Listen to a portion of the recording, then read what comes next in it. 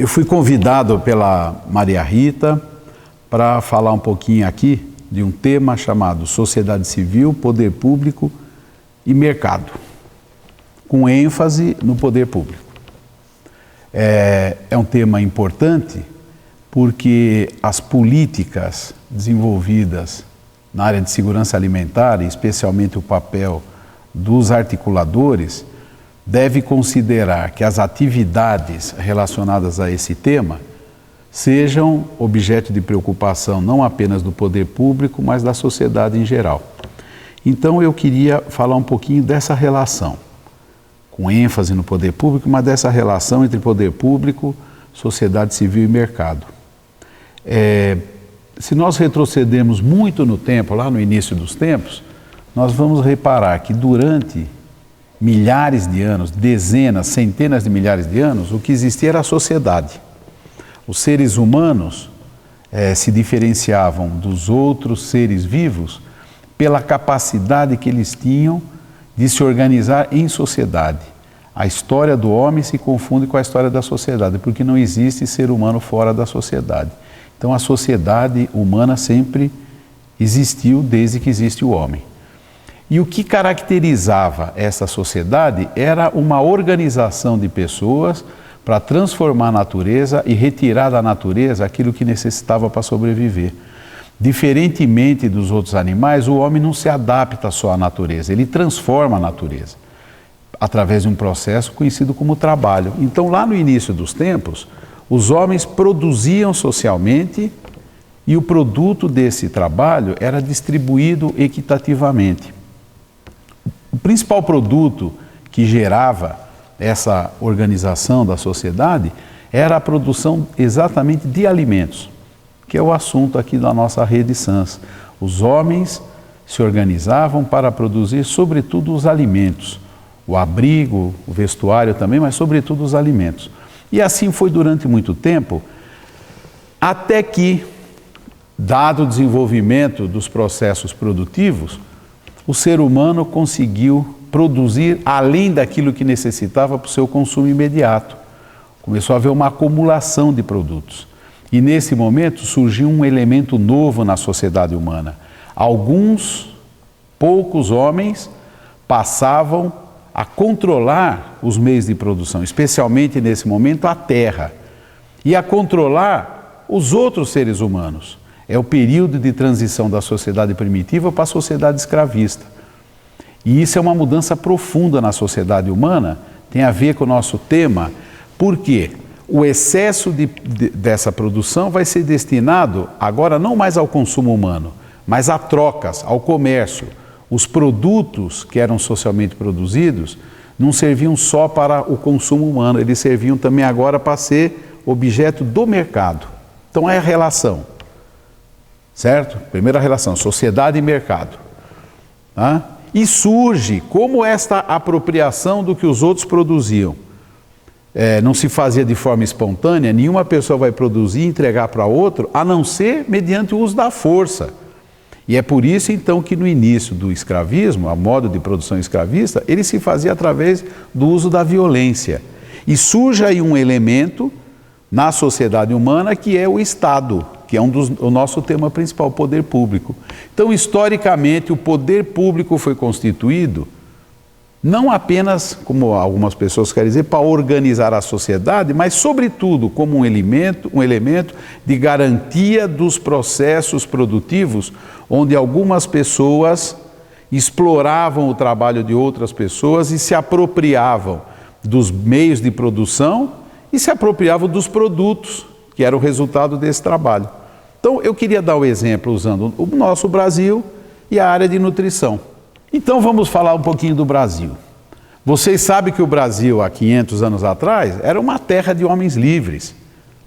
Os indígenas, a sociedade primitiva, e a chegada dos europeus, e no caso os portugueses ao Brasil, significou uma mudança total desse território.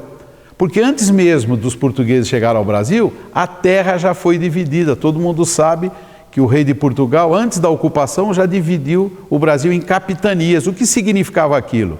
Cada pedaço de terra do Brasil pertencia a uma pessoa, se não estou enganado, acho que eram 13 capitanias hereditárias. E para cá foram trazidos não homens livres, os indígenas foram aprisionados, escravizados, e foram trazidos em torno aí a uma estimativa de 3 a 4 milhões de negros africanos para trabalhar aqui sob condição de escravos. Então, durante 400 anos, 300 e tantos anos, que durou aqui o período colonial e o império, o Brasil se constituiu num país em que o poder público se organizou para garantir a produção de alimentos. Para quem? Para consumo da população? Não. Alimentos que serviam à sociedade europeia, especialmente, no nosso caso, a cana-de-açúcar. No Império, o café. Na Primeira República, o café. Então, o nosso país é um exemplo vivo dessa relação mercado, Estado e sociedade civil, onde a sociedade civil, os cidadãos, as pessoas não tinham seus direitos de cidadania, na sua grande maioria, e trabalhavam na condição de homens escravizados. Essa é a maior parte da nossa história. E mesmo quando homens livres, que é já no colonato, homens livres que eram obrigados a vender o seu trabalho para outros, nas fazendas de café. O Estado brasileiro se organizava em torno disso. A prova mais evidente disso e da relação poder público, mercado e alimentos é que a nossa Primeira República, que vai desde 1890, 1889 a 1930, era conhecida como República Café com Leite. Olha que interessante. Aí o nome de 2 alimentos. Por quê? Se sucediam no poder presidentes vinculados à produção de café em São Paulo e à produção de leite em Minas. Certo? Quer dizer, é uma ligação evidente, clara, que está no próprio do nome da política que aqui se desenvolvia. República Café com Leite, a política do café com leite. E mesmo hoje, para encerrar esse primeiro pedaço, é importante dizer que no nosso país, como em muitos países, as políticas se organizam na área da agricultura, da produção de alimentos, em função de interesses outros que não diretamente a produção de alimentos para a maioria da população. Foi a cana, depois o café e hoje, além da cana e o café, que ainda tem importância, sobretudo a soja, o gado, e a laranja. São produtos de grande expressão na agricultura brasileira. Todos produtos destinados especialmente à exportação. O Brasil é um país hoje que organiza a sua agricultura em torno do chamado agronegócio. O que é o agronegócio? É a produção de alimentos para o mercado internacional. Soja, carne, laranja, cana. E essa produção tem uma representação no poder. Este ciclo vai se romper a partir da Revolução de 30, especialmente nos últimos 30, 40 anos, quando o Estado brasileiro vai ser democratizado, quando as pessoas vão começar a expressar os seus interesses, a poder falar, a poder defender aquilo que é próprio do seu segmento social, e se estabelece uma relação mais democrática entre sociedade civil e Estado. O Estado passa a ter que interagir com a sociedade civil. E um exemplo disso é a chamada política de segurança alimentar. A produção de alimentos, ela vai ter outros determinantes.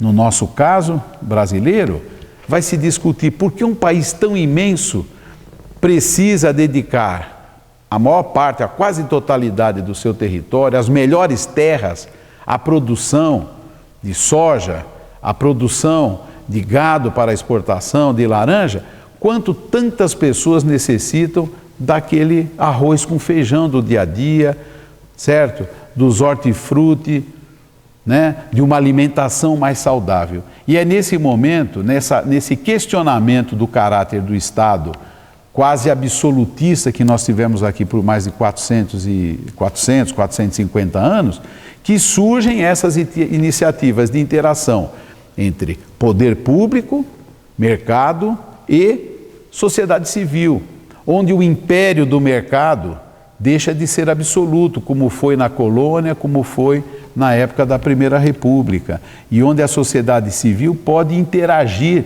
então, com o Estado, né? Esse é o momento em que passa a se discutir a construção de políticas públicas mais voltadas para o interesse social, em que a sociedade organizada, a sociedade civil interagem com os agentes públicos, e as políticas públicas não são mais apenas as políticas de Estado.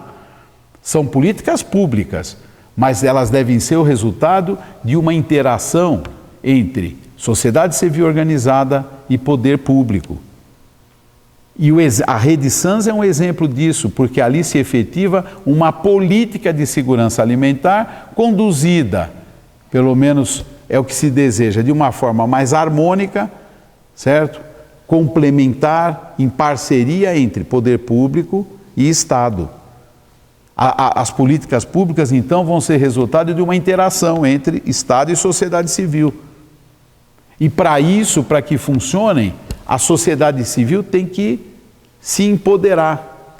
Ela tem que, as pessoas que trabalham, os articuladores da Rede SANS, mas a população em geral, tem que ter o quê? O conhecimento técnico. Isso não pode ser monopólio do Estado, monopólio dos técnicos. O conhecimento das realidades locais. Nós não podemos trabalhar na área de segurança alimentar com fórmulas prontas. Segurança alimentar é isso, é aquilo. Não, cada realidade local expressa uma correlação de interesses, de forças que deve ser considerada, de peculiaridades. Então, se nós pudéssemos dar algumas tarefas para as pessoas que militam nessa área, os articuladores, é ter um profundo conhecimento técnico, né? Profundo, que eu digo, não precisa fazer nenhuma universidade, mas conhecer o assunto tecnicamente. Não é só uma expressão de vontade. Um conhecimento da realidade local e especialmente um conhecimento da construção dessas políticas. Isso dá trabalho, porque essa articulação, essa complexidade, ela envolve não só uma relação entre poder público e sociedade, mas uma relação entre os diferentes segmentos da sociedade e do poder público. As políticas de segurança alimentar dentro do Estado, dentro da prefeitura, dentro do poder público, elas não podem ficar num gueto. Nós não podemos ter na prefeitura lá um departamento de segurança alimentar, sob o risco dela ficar restrita a aspectos secundários. Crio lá um departamento de segurança alimentar, meia dúzia de hortas comunitárias. No meu município nós temos uma política de segurança alimentar. Negativo. A política de segurança alimentar tem que se expressar através da política pública como um todo. Na Secretaria de Educação, lá na merenda escolar, na Secretaria de Saúde, na Secretaria de Agricultura, na discussão da ocupação do espaço urbano e rural. E por isso tem que ser políticas transversais, políticas que envolvam todo o poder público, na área como eu falei, da educação, da cultura, das manifestações de todos os segmentos do Estado e da sociedade. Política de segurança alimentar talvez seja o melhor exemplo da transição de uma sociedade onde o poder público existisse e organizava em função de um mercado que era um mercado internacional e que criava uma sociedade de desiguais com muita discriminação, como foi o caso brasileiro, para uma política de emancipação, onde o Estado possa cumprir o seu papel trabalhando em parceria com a sociedade, para que se produzam políticas alimentares que atendam às necessidades da população e não apenas, como foi durante muito tempo, aos interesses do mercado e do comércio internacional. Era isso que eu tinha a dizer e vou deixar com a Maria Rita, com o pessoal do curso, algumas indicações de leituras, coisas suaves, mas que possam reforçar essa mensagem que eu passei para vocês. Um grande abraço.